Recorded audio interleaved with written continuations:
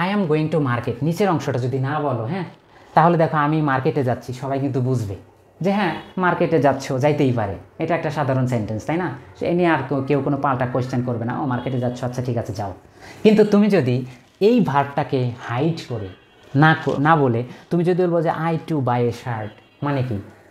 আমি কিনতে একটা শার্ট, আমি একটা শার্ট কিনতে, কেউ বুঝবে? এক একজনে এক এক রকম বুঝবে। তাহলে এই দুইটা ভার্বের মধ্যে একটু মিনিংগত পার্থক্য আছে না, অর্থগত পার্থক্য আছে না?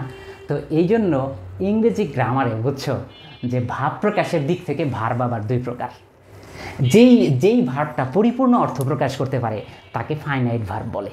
ফাইনাইট ভার্বের তোমরা কিন্তু বাংলাটা জানো, বাংলা ব্যাকরণে লেখা আছে সমাপিকা ক্রিয়া। আর যেই ভার্বটা পরিপূর্ণ অর্থ প্রকাশ করতে পারে না তাকে নন ফাইনাইট ভার্ব বলে। নন ফাইনাইট ভার্বের বাংলা ব্যাকরণে অর্থ লেখা আছে কি বলো? অসমাপিকা ক্রিয়া।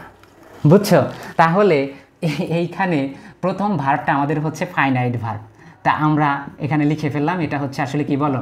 Finite verb. আর বাংলায় কি এটাকে কি বলে? সমাপিকা ক্রিয়া, তাই না? আর এটা হচ্ছে আমরা কি বুঝলাম? এটা অসমাপিকা ক্রিয়া, এটাকে ইংরেজিতে বলে non finite verb. Non finite verb মানে অসমাপিকা ক্রিয়া।